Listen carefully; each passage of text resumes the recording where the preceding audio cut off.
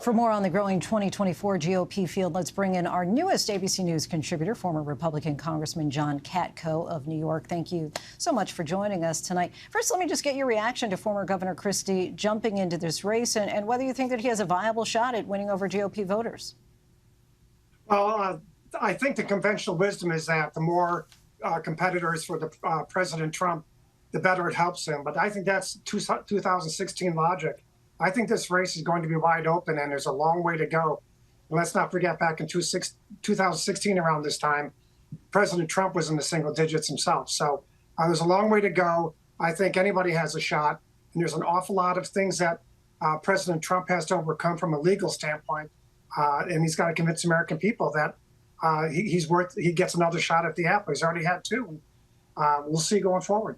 The Republican field, as you know, grows larger by the day, with former VP Pence announcing tomorrow. But former President Trump is still the frontrunner. It sounds like you're saying that you think that this large field won't necessarily help Trump gain the nomination again, as it did in 2016. Yeah, it's not 2016. In 2016, nobody knew who President Trump was from a political standpoint. They knew him, the person, the entertainer. And I think people were ripe for real change in 2016, and he brought that, and he brought a lot of change to America. The question is whether they want to accept him again with all the baggage that has resulted since that time. And there's a lot of strong candidates. Tim Scott is going to be a very strong candidate. Nikki Haley is going to be a very strong candidate. Chris Christie is going to be chirping loudly and eloquently, because he's a former prosecutor like me, about some of the reasons why you shouldn't vote for Trump. So there's a lot more punch coming this time than there was last time, in my opinion. You were one of a handful of Republicans to vote to impeach Trump over the events of January 6th. He now faces multiple looming legal challenges. Do you think that those legal challenges could actually derail Trump, or do you think that many Republican voters will stand by him as they've done so far? I think many Republican voters, his base is not going to abandon him because of legal challenges. But I think his base is not the only thing that's going to put him in the Oval Office. He's going to have to convince moderates, swing voters, if he gets a nomination.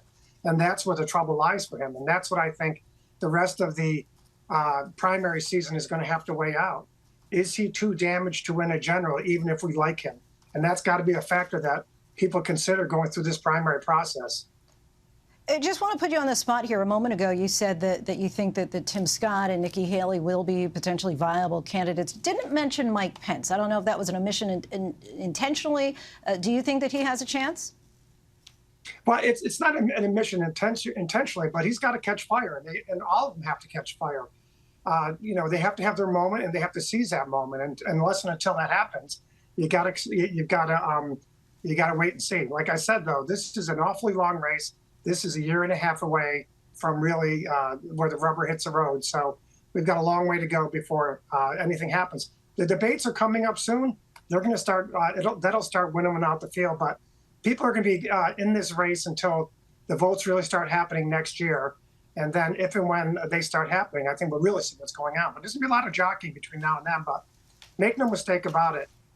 Being an early front runner doesn't mean you're going to win the race. You can. Right. The history is littered with front runners that did not finish the race. And I know that we are a long way away. Just humor me for a moment, if you would. If Trump were to stumble, who do you think at this particular moment may be best positioned to emerge from the remaining GOP field, which currently is being led by Florida Governor Ron DeSantis? Well, DeSantis is certainly a viable option. He's done a wonderful job in Florida, to most people's opinion, not everyone's. You have Tim Scott, who's an eminently likable and very successful person who's got a great story.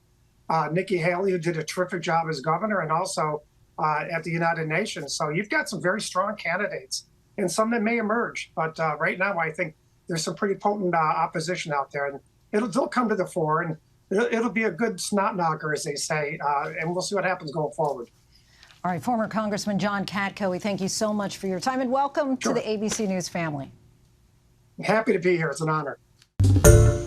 Hi, everyone. George Stephanopoulos here. Thanks for checking out the ABC News YouTube channel. If you'd like to get more videos, show highlights, and watch live event coverage, click on the right over here to subscribe to our channel. And don't forget to download the ABC News app for breaking news alerts. Thanks for watching.